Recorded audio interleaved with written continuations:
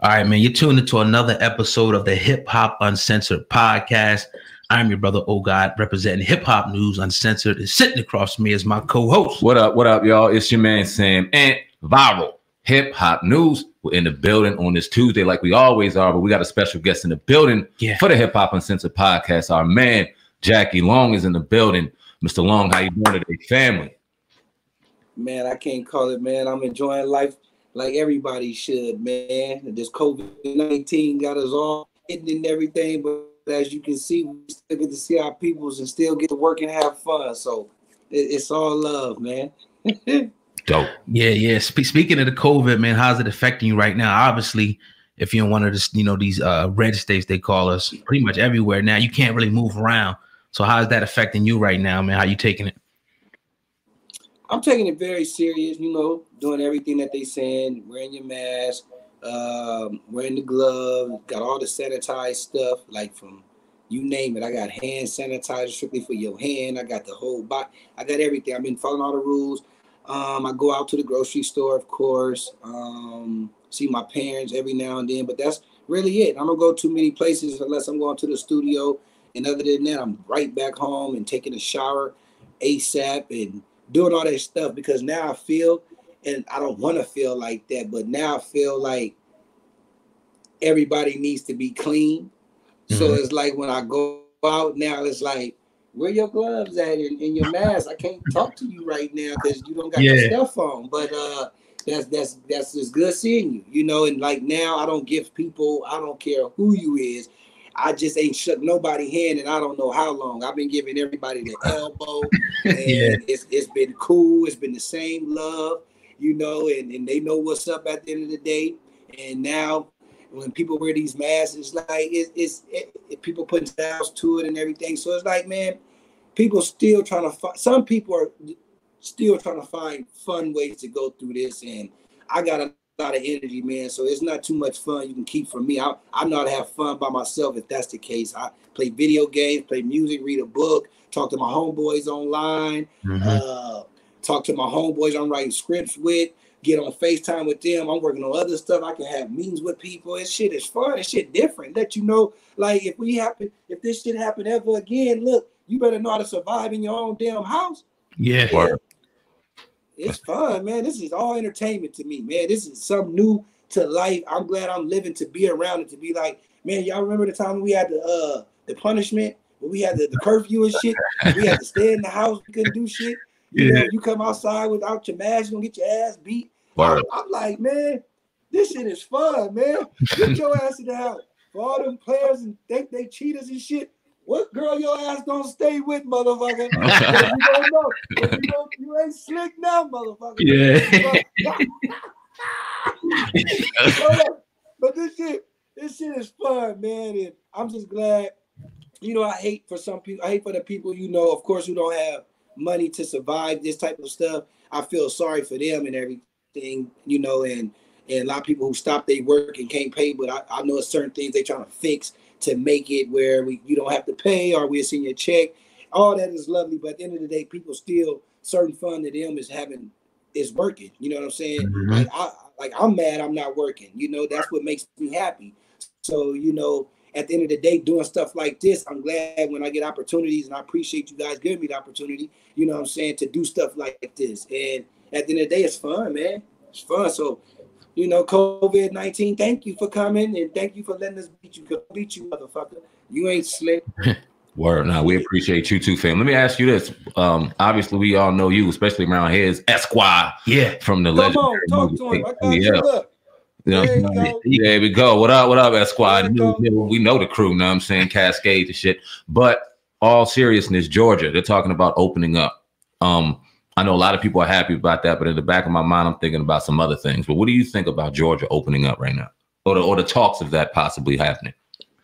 I think it's all fucked up. Because it's letting you know you don't care about the people. Because they don't have no cure for the virus or anything yet. So why would you put these people back in the public and out to everybody, and you telling them to do the same thing and everything? I think if that's the case, if you holding out and doing something right now, and I know I just said people want to get back to work and have fun, but if you already in the situation that you in, why you just gonna pick Atlanta? out of all the places, you know, and then you put these people back to work, just a few things to go get a haircut and go get your nails done. You better learn how to do your fucking nails in your house and go learn how to cut your hair for now. Ain't nobody too impressed. So why would you put these people there? It's letting you know that you really don't care for these people. It's letting you know, like, y'all just go out there because they say all this stuff about Atlanta and this and that. So they probably trying to say go. It don't make sense, man. I don't agree with it. I think that they should stay in, or if that's the case, everybody should be off. If that's the case, but I don't think nobody should be off if we haven't found no cure to this virus yet that's going around. So it's like at the end of the day, if you ain't got a cure for something, we don't know what it is. They saying it take this amount of days to get it and this and that. Well, that's how many days y'all gonna have to figure out to pay us and make things essential for us. Because at the end of the day, why you just gonna pick Atlanta to go out there and kill themselves? They got kids and everything in this world too. Y'all said kids can't catch the COVID-19.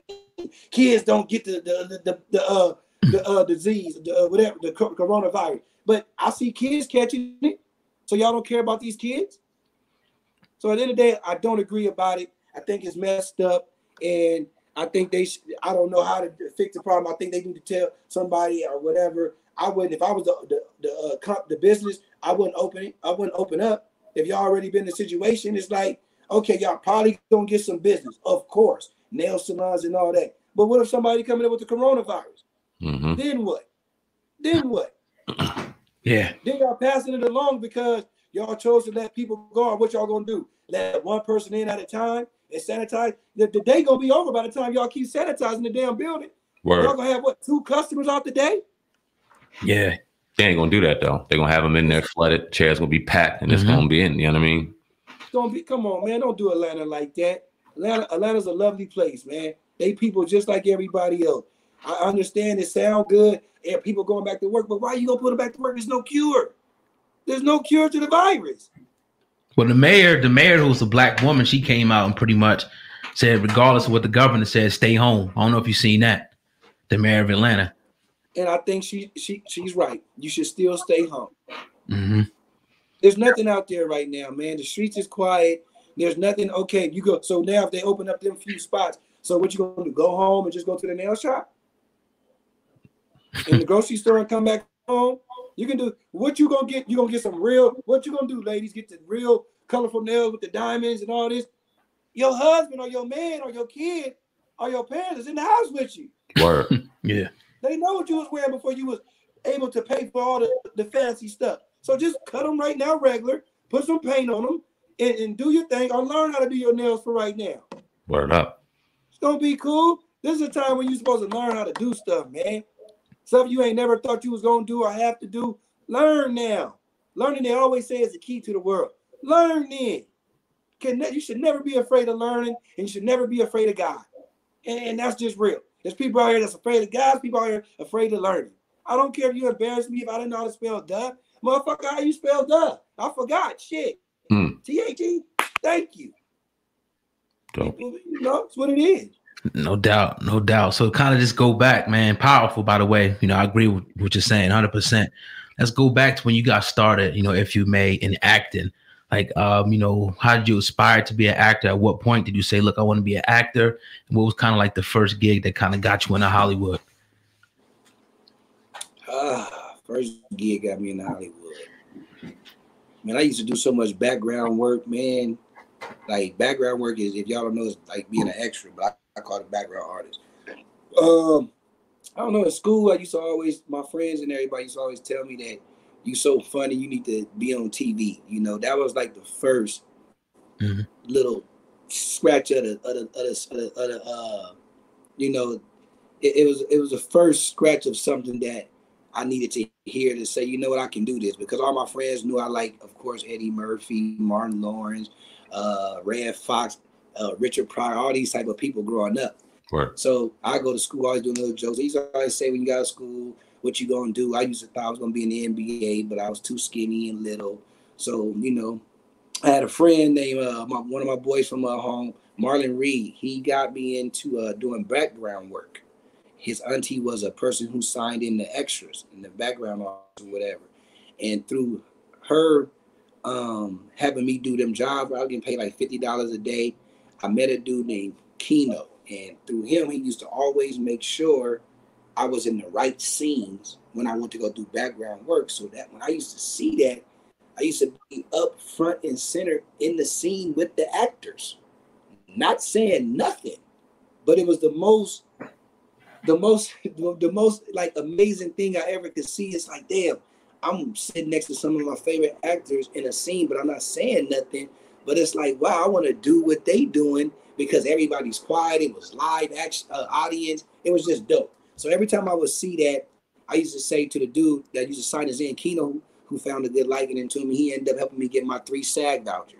So when I got the 3 SAG vouchers, that gave me my juice. That's when I got, you know what? That means I'm an actor, but not an actor yet because I don't got shit on film or nothing yet. But I'm in SAG Screen Actors Guild, Screen Actors Guild now. I'm official, almost. Mm-hmm. So, dude, Keno helped me out, put me through the loops of learning how to go to acting classes, commercial classes, to where I booked my first agency through getting my commercial class, JD Furtado, and then I went to this dude named Aaron Spicer for theatrical. And once I honestly got around all that stuff throughout them quick amount of years from high school, I literally just found a liking into it and found a love, and just knew that deep down in my heart, I can do something to make my mom and myself proud. Like, I knew all my friends growing up in school had scholarships to play football, basketball, and I just looked like, damn, I like basketball, could play, but I was too little, you know, and I just knew it wasn't going to happen. So I was like, what else I wanted to do? Didn't want to go to college because I was like, damn, that's some more years of fucking school. I don't want to do that. I want to get right to making the money. What do I do? And my mama and them, my family was strong enough. You know, they was willing to do whatever I wanted to do. They was going to go with me. But I went to college maybe for about a month and a half, man. And I started doing the background work. And then that's when the stuff started happening for me to do Keno. And I got into the whole game, got my SAG stuff, got my first commercials. And if y'all don't know, I got a million of them, but I'll tell y'all later. But I started doing commercials and all that. That's when you get your juice, your feel of, you know what, this is where I want to be. This is where I want to stay loving this job. You know, I don't want to be being a rapper this week or being a rapper next week. I want to be an actor all day right now. And when I feel like I'm done enough, I've done enough in this situation, I'll go ahead and switch to my other hobbies now. You know, but I made sure that I was in the door for that one first, you know, and I wouldn't say I'm there yet, but I'm in there. That's what I will say. Sweet. You know, we've seen you in movies, you've been in shows, you've been all over Hollywood. We've had this year, you're a third actor we've had on the platform, our third Black actor in particular. And I've asked both Miguel Nunez, who we've had on the show, and Leon Robinson, legendary actors who I've had on the show. Shout out to all of them. For real. About Black men wearing dresses in Hollywood. Now, we got answers, and we respect their answers, but we kind of still disagree with a little bit of their stance. Before we go ahead and give our stance, what is in Hollywood putting on a dress? Your phone, you went out. What you say? Oh damn, we can't hear you. Yeah, y'all went out. What you say? Yeah, we lost connection. Of course. Yeah. When you asking me the question, ain't that some shit? Oh, we hear you now. Okay, go ahead. What you say? Oh, okay. Did you hear any of the question? Not at all. Damn. Okay. All right. So we had, like I said, Leon Robinson and Miguel Nunez on the platform, and I asked the question about Black men wearing dresses in Hollywood, and was there an agenda, in their opinion, on Black men wearing dresses in Hollywood? I wanted to get your opinion on that, if you didn't mind giving it. Black men wearing dresses in Hollywood, and is there an agenda on Black men in Hollywood? Are you talking about Black men wearing in a movie, or just wearing black dresses just sitting out in public? Oh, that ain't none of my fucking business what they do in public. I'm talking about in movies. In movies, man, I feel this in this, and this is the realest I can say this answer. An actor is an actor. Meaning an actor is supposed to portray anything, whether if you're male or female. It's women, it's females that can play men. There's been movies like that, they cut their hair short. And I know everybody have their thing when a man dresses up as a woman. But some of our favorite actors to this day We know them who dressed up as women, and you will sit here and say, wow, they was funny as hell. They was amazing at that character. Married, have kids, nothing's wrong.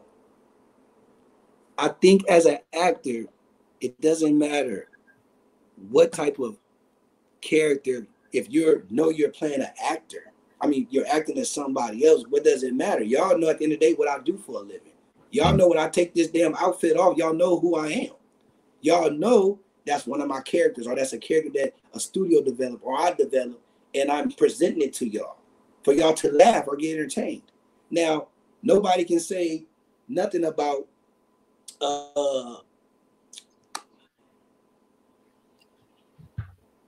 Miss Doubtfire. What's his name? Oh, Robin Williams. Robin Williams. How amazing did he play Miss Doubtfire? He did his thing. How amazing does Eddie Murphy play all the characters he played when he's a female? He does his There's thing. nothing you can say. You can all sit back and relate and say, damn, my grandma's just like that. It's because he's seen his grandma. He know he can't be his grandma, so what he has to do? Portray his grandma. It's the only way he can mess. It's like, as an actor, I think sometimes when stuff comes out, like you miss somebody, and where we get characters from is from what we grew up around. Our uncles, our grandparents, we see characters. We see characters. We see it so much, you want to present it to people because people say, oh, you do just like grandma. Oh, you do just like grandpa. They see it, and then if you come into that world of being an actor, now you're in the entertainment business, and you have a chance to write stories and movies, and nobody else can play that role but you. Sometimes you have to get in that dress to show the people. But at the end of the day, you got to remember deep down, you're an actor. Who cares what they say? Who cares? I'm just playing. I'm not having sex or nothing. I just got the dress on. Just playing somebody that's funny. Robert Williams didn't have no sex as his character.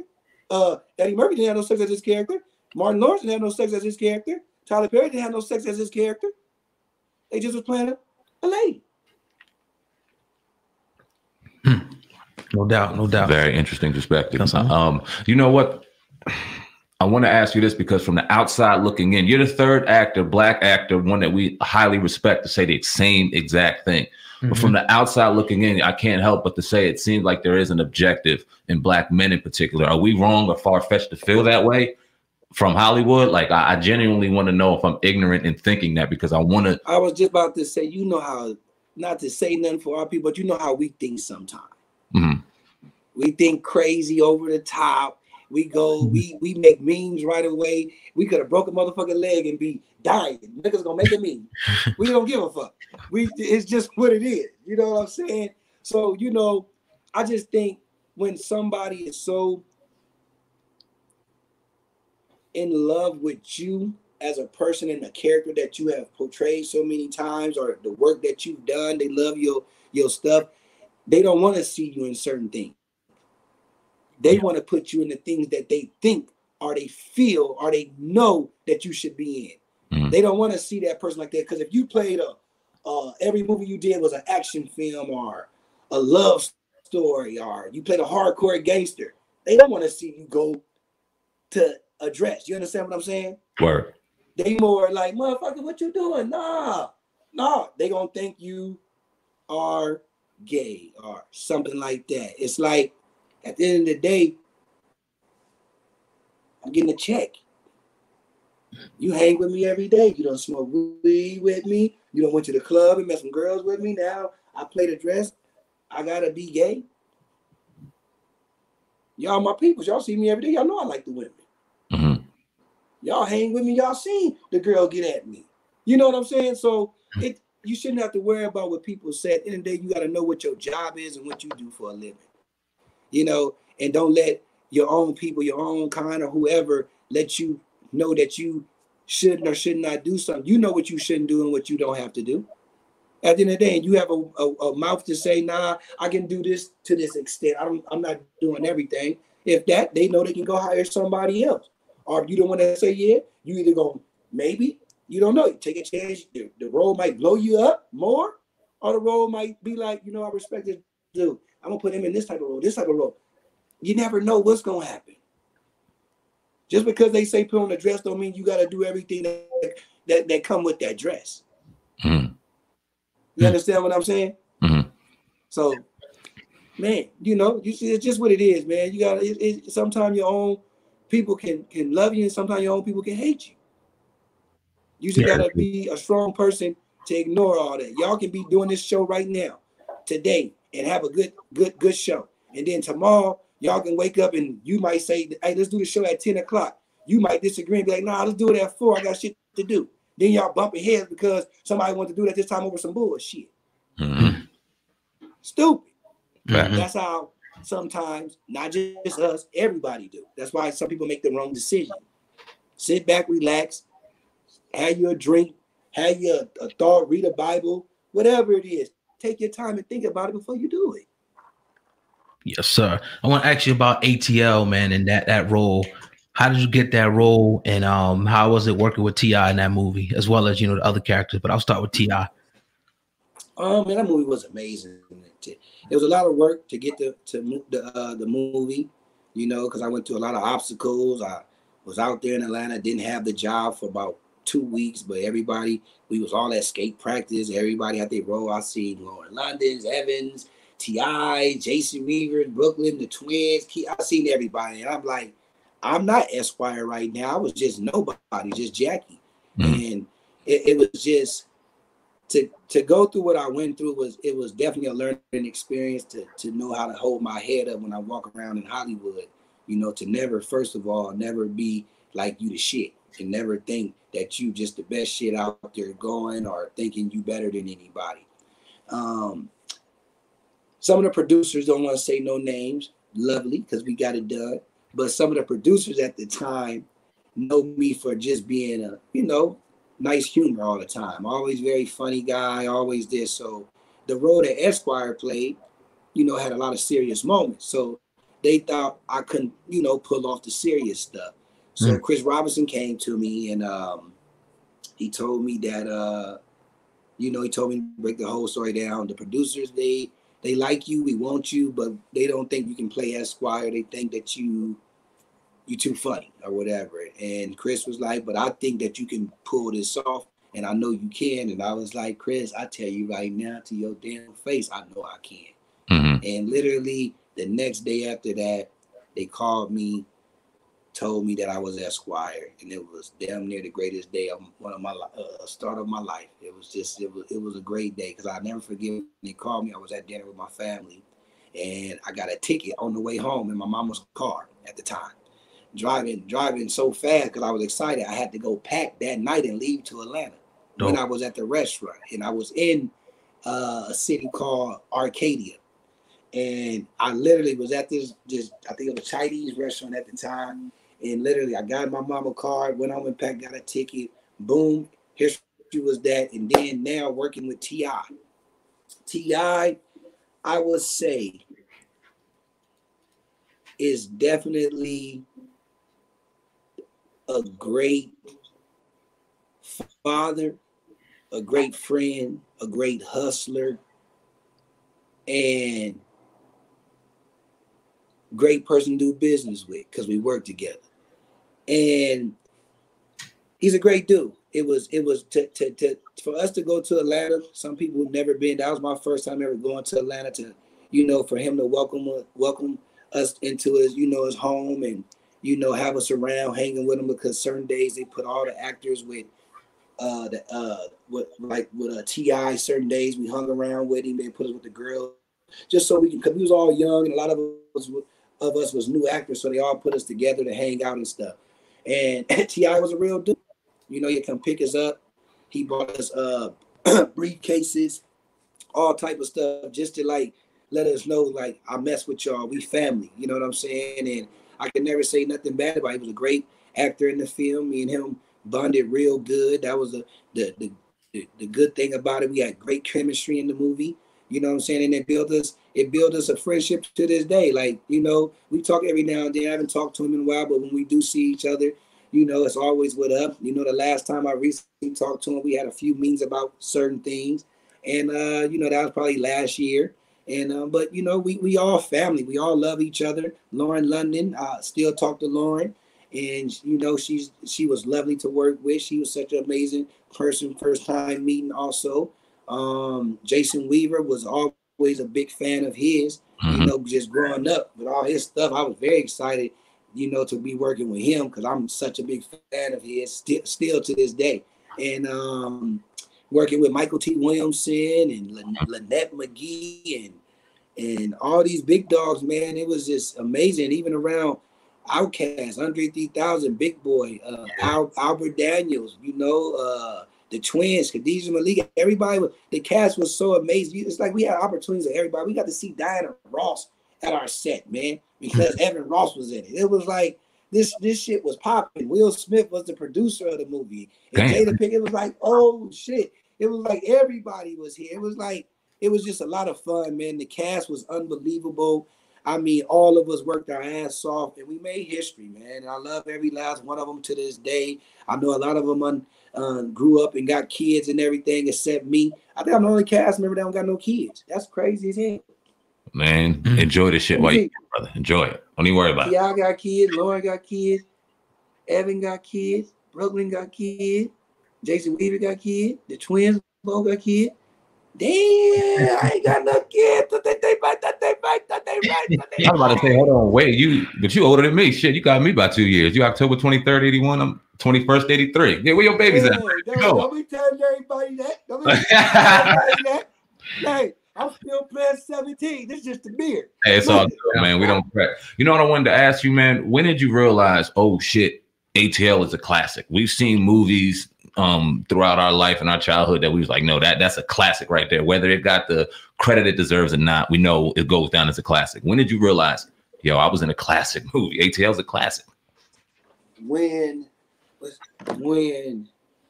Tuesday, April 21st, I got asked that question, is the day I knew still to this day that it was a classic. When you just asked me that again, that's how I know to this day that movie's been a classic ever since. Because I've been hearing the same thing, my man, forever. It's like that movie is such a classic and it's so big. It's crazy for some of the people who haven't seen it that probably have seen it now and all this.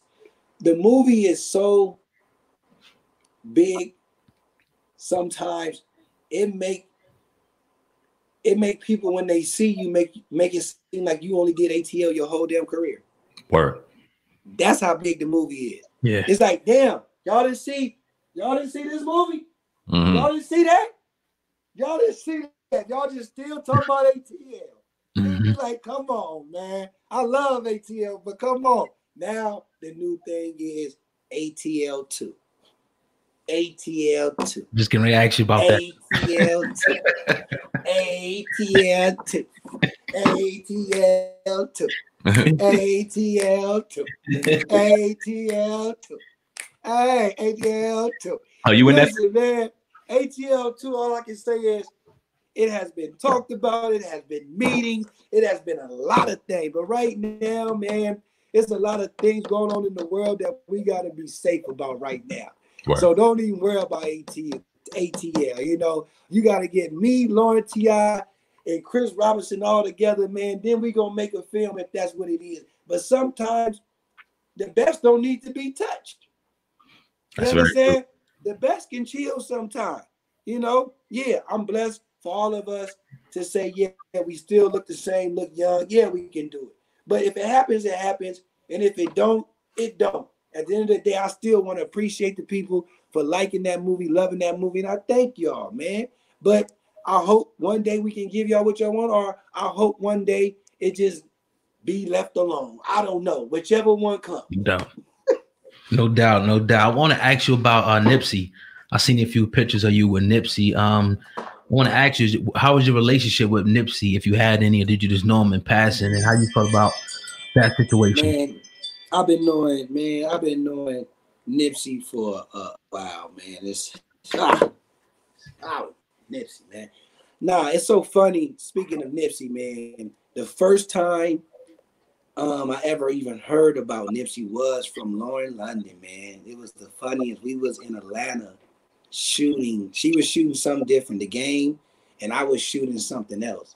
And I will never forget. I always tell her this story.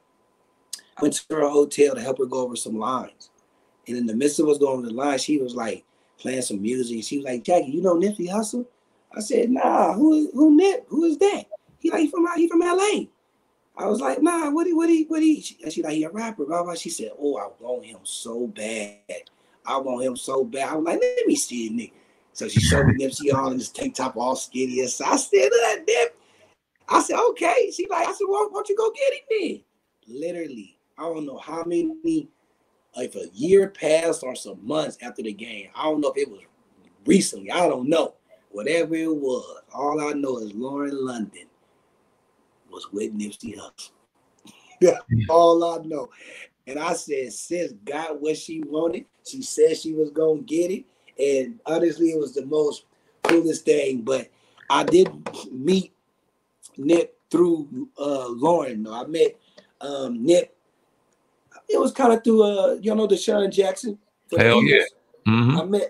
I met me and Deshaun is real cool. So I met him and Nipsey was real cool. So I've been knowing Deshaun Jackson for shit damn near since he got in the draft and before. You know what I'm saying? Mm. So, one of my close friends, Smitty, is real close with him. So, you know what I'm saying? That's how me and DJ connected, and me and DJ connected real fast, and we was like the best of friends. So it's like Nipsey would always be around DJ around and just everything. He knew some of my friends that did the Kush boys, and some of my friends from Pasadena, active in LA dudes. So it was like so many people that knew him that I was attached to, but DJ was the one that I always was around. You know what I'm saying? So Nip will always be there. And then it was just funny because the times when I knew he wasn't with Lauren yet, but I seen Lauren maybe first and knew she was with him. But then when I seen him and he was like letting me know, yeah, I'm with Bug Jack, you know what I'm saying? And all that type of stuff. It was just funny because I remember they used to say hood so much, I didn't know what hood was at first. They say hood with everything. I was like, hood. I started saying hood. What hood? Where we at? We in the hood? What? I didn't know, but until I knew. But Nip used to always just have me laughing because they say hood until I found out what it meant and what it was. But Nip was a real cool dude, man. He was always just a intellectual dude, always just telling you some knowledge when you seen him. It was never just like no bullshit. And if he respected you who you was, he gave you that respect. You know what I'm saying? A lot of people, some people that like you and mess with you, but they really don't give you your respect. He was a dude, he didn't care if you was big, small, not even on the map. He would show you your respect. You know what I'm saying? He was one of them dudes you respect. If you respect me, I'm going to respect you back. Or if you seem like a dude that I know that's a respectful dude, I'm going to fuck with you. And Nip was always just a cool dude, man, just to be around, even when I worked with him in the videos. And it was just a great dude, man, to learn from and just watch. What I loved about him a lot, how he always carried himself, whether if it was in his gang attire or his business attire. It was his style. He had his own moves, he had his own ways, he had his own team, and everybody was doing good. His brother Black Sound was amazing to just keep them all together like that. Mm-hmm. And just it was amazing, man. I'm glad that he started something, with this marathon continue, because it's definitely a motivational thing, man, for us all. I like live that on to this day. It's like I gotta keep this shit going just for myself. It's the marathon. I gotta keep this shit going. And that right there is just a true statement. I'm glad, that he left us to with that, So great dude, man. Amazing dude, man. Hate that he's gone. Well said. To kind of transition into another legendary rapper and kind of giving flowers while they're still here, because that's a lot of the criticism we get. We don't give our legends the flowers while they're here, man. I want to talk about Outkast, Big Boy, Andre 3K. Now, you worked with them in Idlewild back in, I think, 07. You played Monk, and then again in ATL. You reminded me of that. I was like, oh, shit, he had played with Big Boy twice. Was there a special bond between you and Outkast? How did that relationship go? How is that relationship now? Brian Barber, man. And just the first time being around Brian Barber, who was the director, I'm just, I don't know if people would just know. Okay, we lost you for a minute. We can't hear you if you Okay, can you hear me now? Yeah, we're frozen. Like froze, yeah. We're frozen? Can you hear me now? We're frozen, yeah. I don't think you can hear us. Y'all frozen, not me. All right, man. Y'all can hear me? Yeah. Oh, now we good, yep. Okay, a lot of people that know me, man, I'm just a real laid back, cool guy. When I first met Outkast, they was always just the realest dudes, man. They very humble, ATLians, man, like they say, man. They is the most coolest dudes, just like that, man. They cool. All Atlanta dudes is always just cool. And I was always just a real dude around them. I be rapping around them, just, you know, just being funny, being who I am. And them dudes, everything I've done, I did a video with them. I can't even remember the name of the video, but that was all because I was real close with Andre 3000 and Big Boy and Sleepy Brown. All of them. Like, I call them dudes back then all the time. They talk to me. Me and Andre 3000 just had this thing. Used to be going around saying, nigga, yeah, niggas, yeah. Nigga. And he used to be like, niggas, yeah, when I come up. And it was just like a lot of things. Like, me and Big Boy, every time he used to come to LA, he always come like, Jack, what you doing? I come see or support whatever he was doing out here, whether if it was a show or anything, him and Sleepy. And to this day, we still, you know, text each other and call. I haven't talked to Andre in I don't know how long, but I guess the bond for me just working with them and being around Brian, they always was just some tight dudes that was like, man, I fuck with Jackie and I fuck with them. And they just, you know, they legends, man. They diamond. Come on, dude.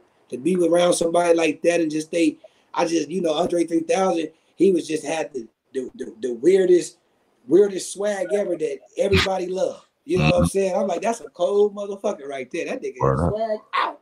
You know? Right. It was just cool to see. You know what I'm saying? So being around great people like that all my life, man, I just thank God for giving me the opportunities, you know, just to even work with legends like that and have it on film to this day. So when I'm dead and gone, it's still here. Word up. Bob, you want 50 Cent cool now? Uh-oh. Man, I call 50 Cent right now. And I'll say, am I cool with 50? That's my dog, man. That's what's up. That's my dog. I mean, me and 50, y'all wouldn't believe, man. Me and 50 talk all the time, man, about real stuff, and but which is a lot of business. And you know, I was supposed to do his TV show for life, but I was shooting my TV show and the show I do on BET, and I was shooting this movie at the time when he called me again. So you know, I missed out so far on the project, but now we got BMF coming up and a whole bunch of other stuff. But, you know, I don't want to say nothing, and then I'm in this and I'm in that, but y'all definitely gonna see me in a 50 Cent project. That's my dog. At the end of the day, I love that. Lost him again. Man, huh? These connections. Yeah, but we're here with Jackie Long, man. Legendary actor in the building, man. Great interview thus far, Sam, man. As soon as he comes back in, we'll resume. I think you can hear us now. I can hear y'all. All right, bet. Cool. We lost you for a second. Yeah, so talk about some of the upcoming roles you got going on. Slightly. Yeah, but 50 Cent. Yeah, I think, you know, me and 50 we got a lot of things that he has a lot of projects that he's definitely gonna put me in. And I don't want to say which ones because I don't want to mess up the surprise or whatever. But me and 50 definitely will be working together. Y'all will see. I just don't want to tell y'all when and don't. Right now, we don't know. Nobody know when they're working anyway. You know, it's the coronavirus. But at the end of the day, that's my dog. I'm so proud of him. You know, he went from Star breaking cable numbers. Now he got ABC with For Life breaking he's at Stars breaking numbers. Now he got ABC breaking numbers. So it's like at the end of the day, the man is doing a lot of positive things, man, that a lot of people, you know, should have took advantage of and did the same thing. But 50 Cent is doing some stuff that I never seen. Like I see a lot of producers that was in the game that's known to do that. But as far as a rapper doing the stuff that he's doing, it's like if Tupac and Biggie was here, I would want them to do the shit that he's doing. Facts. You know, it's just crazy. Like I give all the rappers who, you know, in this game and that's doing stuff like you know, that's producing films and all that. You know, Jay-Z, Drake. It's a lot more I might miss, but 50 is a close dude to me, and he's been doing a lot of good things for film, and everything that you can say has been good quality and all legit. Yep. Everybody's a fan of his work, and I'm a fan of his work. Facts. Talk about him and Ja. Now, we know the versus battles. We heard the rumors, but then we heard Ja kind of dispel those, saying, nah, it wouldn't be good for the culture because we probably do nothing but argue. You know what I'm saying? But talk about that. Would you like to see that? And do you think in your mind it could ever be professionally done between 50 and Ja? Man, if some of y'all know 50 is 50. And he 50. If he don't mess with you, he don't mess with you. If he like you, he like you. And that's all I can say. So everybody know their history and they vibe. So hey, good luck. That's all I can say is good luck for that one. Good luck. You know, 50's a 52. He's a not, you know, I don't know Ja like that, so I can't speak on that man like that. I know 50. I know how he is when he gets an attitude with something, or you know, I done been around certain things. So it's like, it's like at the end of the day, it probably would be something big. It probably would be something great for the culture to see them just like do something together. Of course, it sounds great. It would, but some people, you know, different lives, man. People go through different things, and some people you don't know. It can be the littlest thing. Looks like people can So it's like, cut it out. We don't get a few more questions in here. Yeah, and you know, but yeah, man, it's still, you know, I'm very you know, satisfied so far. Man, it's been a great interview, bro. Yeah, man, I'm digging this joint for sure. Can you hear us, brother? Yes, I can hear everything y'all said. Y'all cut me off and went in on y'all. I see it. Because we couldn't hear you, man. Every time we cut you off, it was like, damn, we hearing some gold. And then you cut out. Yeah, my bad, bro. Yeah, that's all good. I can hear y'all right now, though. It's all good. All right, beautiful, beautiful. Kind of transition from rap beefs to comedy beefs. We've seen some beefs in comedy. You've worked with Kevin Hart. I'm not sure if you work with Mike Epps, but we see Cat Williams, and just a lot of kind of friction in the comedy game where you look at it and you remember it of old with Red Fox, Robin Harris, Richard Pryor, Eddie Murphy. They were all in movies together, and it was like, damn, these are some of the most iconic movies ever. You would hope to see that with some of the big iconic comedians at this time, but the realism of that happening are real. Who knows? Talk about the comedy beats, man, and why do you think they go on as loud as they are now? Man, everything nowadays, what it is, some people getting paid too much money sometimes. And when you start getting that money, you start having an ego. And your ego can be bigger than your height. So not saying that you can be a 7'9" person and your ego can be big as fuck. I'm not just talking about short people. I'm talking about anybody.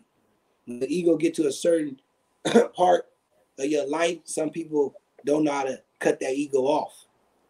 And then that's when they think they better than everybody, or they want to be paid this to do this, or you think you better than anybody thing that's coming up. You know what I'm saying? So you put yourself in a box of I'm better than everybody right now. Yeah, I'm gonna do what I want to do and go get these people and be funny. I don't gotta fuck with these dudes. They all in competition, or they all talking about me, or they all saying they want my money, or I shouldn't be getting paid what I'm getting paid, or whatever the case. So that's where all the beef come in. Because everybody, even you got to think, if we was talking about blacks, you got, it's so many. I look at it like this: everybody chance will come when your time is coming. I know a lot of people look at Kevin Hart and they probably get mad because they say, why Kevin got all of this, doing all this, and there's so many comedians that you can say from back in the day, like Earthquake. You know what I'm saying? I can go down the line. I'm just going to keep it at Earthquake. And you will say why Earthquake is funny as hell, but why isn't his career like Kevin Hart's or something? Yeah, Earthquake is working. Yeah, Earthquake doing this, but Earthquake isn't doing all of the big, huge stuff that Kevin is doing. Because it's not to say Earthquake can't.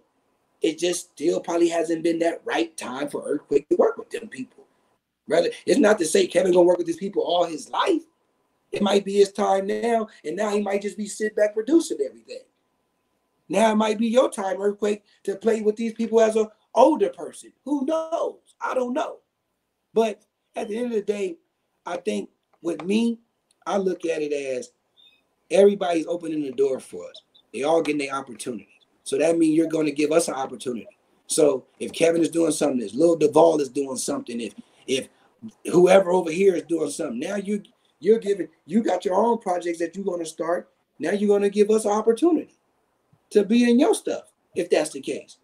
Shouldn't be no, I'm better than this person or better than that. We all, at the end of the day, going to make money and have fun. I like what Eddie Murphy just did when he played Dodo Mike. He put a lot of people that was funny in his cat. Rather who was getting paid, who knows? Who cares? He made a great movie, had great cast. Everybody was good in it, and the film was great. He worked with old people and new people. Wasn't no problem. Mike Epps was even in that. You know, and I think Mike Epps is funny as hell. Hell yeah. And if him and Kevin had that problem back in the day who bigger and who is this. I don't know. I think y'all both funny as hell to me. That's all I know. Facts. I think y'all both great, talented motherfuckers, and that's all I know. I don't know who pocket is bigger, who pocket is wider. I don't give a fuck. I just know I watch y'all stuff because y'all entertaining. That's a fact. That's just real talk, you know. So yeah, there you go. No doubt. The question I have for you is, I seen a video on YouTube where you met Eminem, and he pretty much remembered, you know, your ATL lines, and that shocked you. Talk about that whole experience for our audience, please, if you may. Man, it was shocking because this movie right here, he produced. Oh, okay. Shit. Wow. Okay. And I ain't never seen the motherfucker. so Used the whole shit. I ain't never seen him. So, you know, I'll be around 50 all the time. I'm like, damn, I'm gonna run into him one day. So it took me all the way to the goddamn Hollywood Star with 50 to go see Eminem, man. And when I seen him, it was like, you know, I don't care how people say, they can say you looked at too excited, you looked at corny, motherfucker. I was happy to see Eminem. I never met the motherfucker. I don't care how y'all say I look. Word. You know, this is a legend. He's amazing at what he do, and y'all don't even know he produced my movie. So it's like, it was just exciting to see him, first of all, and then second, the man said my lines from the movie. I didn't even think he ever seen ATL. First of all, you know what I'm saying? Not to say now. I'm just thinking he's so busy he ain't got time to do nothing. I don't know. Right, bro. That was a classic. I don't think you know yet. Classic. So, man, when he did that, dude, I was just like, you know what? I love ATL, man. This movie has definitely did things for me. I did not know Eminem knew who Jackie Long was, aka Esquire. I did not know that. Even though he produced the movie and knew me, but I'm saying I never met this dude and never knew when I was gonna meet him, he was gonna be this cool and knew who the hell I was, man. I thought he was gonna be all like, don't touch me, don't do this, I don't know. That dude was cool as hell, man. That's what's up. That is dope. What's the next bar for Jackie Long? What's the next milestone you want to accomplish, whether that be in acting, entertainment, music, whatever? Man, I want to do some animation and some music. Dope. Animation and some music, man. Like Pixar, like you want to do like voiceover kind of shit? I don't even want to tell you. I'm just gonna surprise you.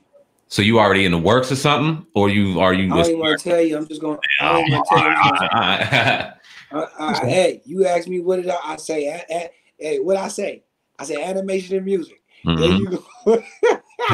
I ain't mad at you, man. I ain't mad at you. Let the people know, man. We got Jackie Long in the building for a great interview on the Hip Hop and Sense podcast. Hit that like button, that 5-star rating, wherever you're watching or listening, whatever platforms you're on right now. We appreciate you, man. Where can the people find you at, man? Where can our audience find you? What's next for Jackie Long? As much as you can talk about, let the people know. You can find me on all the platforms. Instagram, Jackie Long. I guess if people still use Facebook, Jackie Long, Twitter, Jackie Long. What I got? TikTok, Actor Gang. You know, that's my company, AG, which stand, you know, Actor Gang Entertainment stand for age, because, you know, you can be any age as an actor. And I call it Actor Gang because it's a gang of actors in this world. So, you know what I'm saying? That's just my whole company. We produce, write, do everything, shoot films, everything. But that's what AG is. But so I got my company. I got, like you say, I'm working on things. I got a movie coming out, Never and Again, coming out. Directed by my boy Lazrell, if I'm saying his name right. Then, you know, we're supposed to be shooting season 2 of Games People Play. But right now, we on the coronavirus break. So, you know, we're not shooting that right now, but we will be back. What else? What else, man? Music. I got some music coming out soon, man. Y'all probably didn't know I do music, but yeah, I rap. So I've been doing that for a while. It's like a great hobby of mine that I love. And yeah, I got that.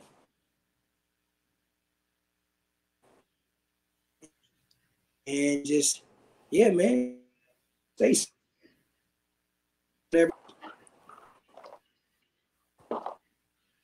You still hear us? I don't know what happened. The screen went away. We can hear you. We can still hear you. Y'all go, but y'all out. We can still hear. I mean, can you see us now? Can you see us? Can you hear us? Hear me? I can hear you. A little bit. Yo, can you hear us now? Can you see us? Say it again. Yeah. Okay, you can hear us. Okay. I can hear y'all, but y'all froze. Okay, I guess we can just wrap it up. Yeah, we all good. If you could hear us, man, we appreciate you. We appreciate having you on. Definitely. We appreciate your time, man. If you ever in the South Jersey area coming by AC, don't hesitate to come by the building, man. We own our own studio. We're in our studio right now, man. Self-Made Studios. We appreciate having you, man. Appreciate your time. And yeah, brother, that's all I got. Appreciate y'all, man. Love y'all. Good luck with all the stuff that y'all got going on in your life. And keep God first and stay safe. We definitely appreciate it, man. Much success to you. And hopefully we'll be in contact. Indeed. Peace, brother. Appreciate it, my man. All right. So yeah, man, another great one. Jackie Long in the building today. Yeah, man. Saying, man, he gave us some much needed laughs, especially in the beginning. Kind of needed that, today. And just a real good, down to earth dude, man. I'm loving these interviews. I'm loving them too, man. And I'm really getting I'm feeling good about people that we're getting on the platform because they're showing their humility, just how chill people are, man. And that makes me feel good because early on, the jury was out. We ain't know how we was going to feel about some of these people, but been great interviews, man. Jackie Long was just on that list of being another great interview. Can't wait to see what's next, man. It's a great one. Definitely. But yeah, man, hit that 5-star rating if you're listening, enjoying this, driving, whatever you're doing, working, hopefully you're staying safe out there. Do us a favor before you get out of here. Like I said, that 5-star rating, that helps us, rank. Also, make sure you subscribe because you never know who you're going to hear next on the Hip Hop Uncensored podcast. You just want to see that thing pop on your phone, like, oh shit, that's one of the people that I knew from this movie or my childhood hero. So,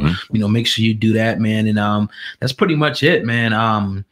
Getting out of here early today. I'm cool with that. We're gonna just keep moving, and we'll be back in here with another show. Got a lot of interviews lined up. But with that being said, that's your brother Sam Man, Viral Hip Hop News. I'm your brother Old God, Hip Hop News Uncensored. Together we are the Hip Hop Uncensored podcast. Over and out. Peace. Be safe.